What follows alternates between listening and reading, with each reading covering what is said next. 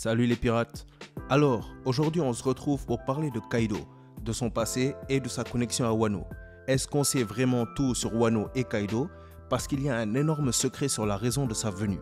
Et ce n'est pas seulement Joy Boy. Du coup, on va voir tout ça, donc restez jusqu'à la fin pour ne rien rater. Mais avant ça, mettez un j'aime pour soutenir la chaîne, abonnez-vous pour rejoindre l'équipage et activez la cloche de notification pour ne rien rater de nos prochaines vidéos. Allez, c'est parti. Alors, pour comprendre le contexte, il faut revenir rapidement au point important du chapitre 1049 qui concerne le passé de Kaido. Déjà, on a appris d'où il vient, son ancien royaume du nom de Vodka, qui a d'ailleurs essayé de le vendre en tant que soldat à la marine puisque Kaido était le meilleur guerrier du royaume à seulement 10 ans. Mais la capture échoua et c'est là qu'il échappa à la marine. Suite à cet événement, une prime de 80 millions de berries a été mise sur sa tête. À ses 15 ans, alors qu'il se trouvait sur l'île de Fulaled, il a fini par rejoindre le groupe des Rocks, qui a par la suite été dissous après l'accident de God Valley quand Kaido avait 21 ans. Après cet accident, Kaido rencontra King et le recruta dans son équipage comme bras droit. À ce moment-là, Kaido semblait sûr qu'il serait celui qui changerait le monde. Potentiellement, il croyait peut-être être Joy Boy. Déjà à ce moment-là, Kaido donnait l'impression de connaître certains secrets sur le siècle oublié, ou du moins sur Joy Boy. Mais ce n'est qu'à ses 31 ans, sous demande de Kurozomi Higurashi, que Kaido arrive à Wano et commence son règne de terreur. Dans son flashback, on a pu voir que dans son enfance, Kaido avait un problème à accepter l'autorité des dragons célestes, ce qui se justifie, ne comprenant pas pourquoi le monde les laissait se prétendre tout-puissants. Et en conséquence, il a développé l'ambition de les faire descendre de leur pédestal pour les traîner sur le champ de bataille. Pour Kaido, la vraie valeur d'une personne ne peut être évaluée qu'en guerre. Et voilà ce qui le sépare de Joy Boy. Il veut libérer le monde pour y faire régner la loi du plus fort. Plonger le monde dans une guerre totale où le plus fort fait sa loi. Et le monde qu'il voulait bâtir n'était pas celui de Joy Boy.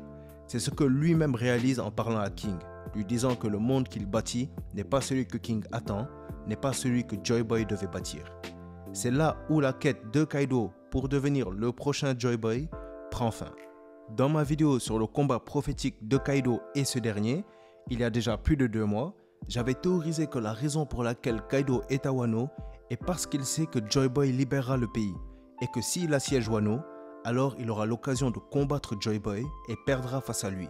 Et ça a été confirmé dans le chapitre 1049. Quand Yamato a mentionné le nom Joy Boy devant Kaido, Kaido en a déduit, sûrement grâce à ses connaissances qu'il tient de King ou potentiellement de son ancien capitaine, qu'Oden voulait ouvrir Wano pour accueillir cette personnalité et que Joy Boy est donc celui qui le battra. Il est aussi possible que cherchant une mort légendaire, il espère que Joy Boy le tuera, mais Luffy, qui on sait est Joy Boy, ne le tuera pas. Si vous voulez voir comment Kaido mourra, regardez dans la description, j'ai aussi d'autres vidéos qui arrivent sur le sujet. Mais est-ce que c'est vraiment pour ça que Kaido est à Wano? C'est clairement un élément, mais il s'est installé à Wano avant même de connaître cette légende. Donc est-ce qu'il y aurait une autre raison pour laquelle Kaido ne veut pas quitter Wano ou pour laquelle il a décidé de s'y installer?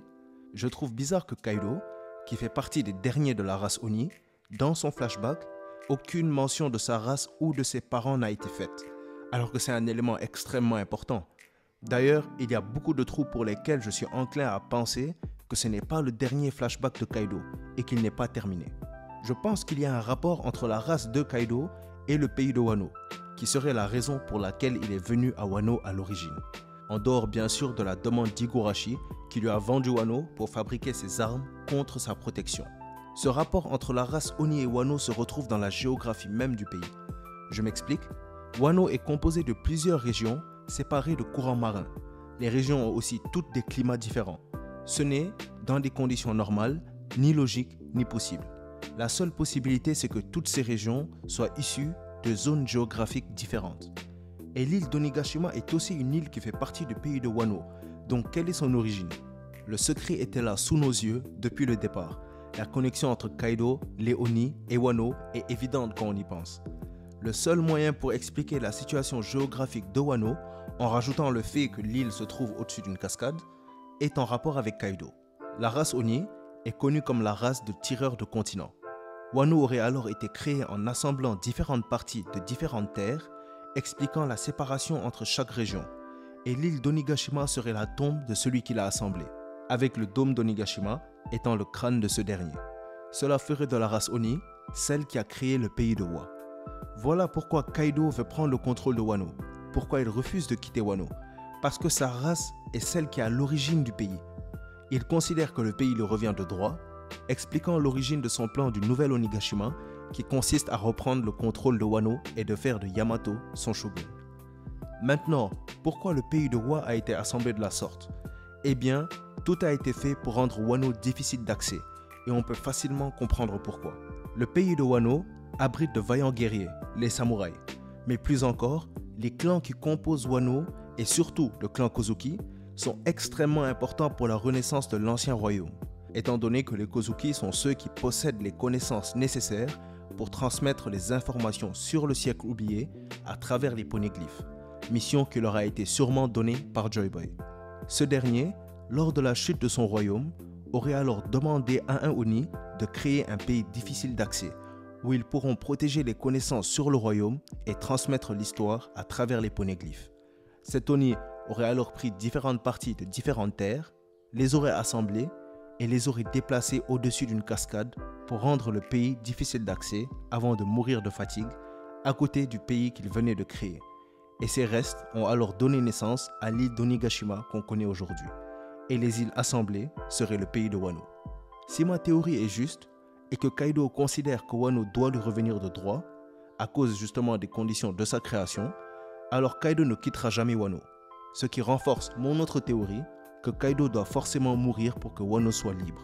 Il ne peut pas être capturé, et il ne quittera pas Wano gentiment. Et même dans le cas de figure où il quitterait potentiellement Wano, les habitants traumatisés par son règne ne cesseront pas de vivre dans la peur de son retour. Pour mettre fin au supplice de Wano, il faut absolument tuer Kaido. Voilà pourquoi je pense que Kaido n'est pas fini. Il se relèvera pour mourir et pour permettre aux habitants de témoigner de sa mort, les libérant enfin de son supplice. À travers un autre flashback, on en apprendra plus sur sa race et les autres trous, comme par exemple l'acquisition de son fruit du démon et ses connaissances sur Joy Boy. Du moins, c'est ce que je pense. Donc dites-moi ce que vous en pensez. Est-ce que vous êtes d'accord avec ma théorie? Est-ce que vous en avez une qui vous est propre? Partagez vos avis avec moi en commentaire. Si vous avez aimé la vidéo ou qu'elle vous a appris quelque chose, mettez un j'aime, n'hésitez pas à partager la vidéo, abonnez-vous pour rejoindre l'équipage et mettez la cloche de notification pour ne rien rater de nos prochaines vidéos. N'oubliez pas, si on s'est croisé aujourd'hui, c'est le destin qui l'a voulu. La vidéo touche donc à sa fin, merci d'avoir suivi. C'était Mangamonde et comme d'habitude, c'était un plaisir de faire cette vidéo pour vous. À bientôt les pirates.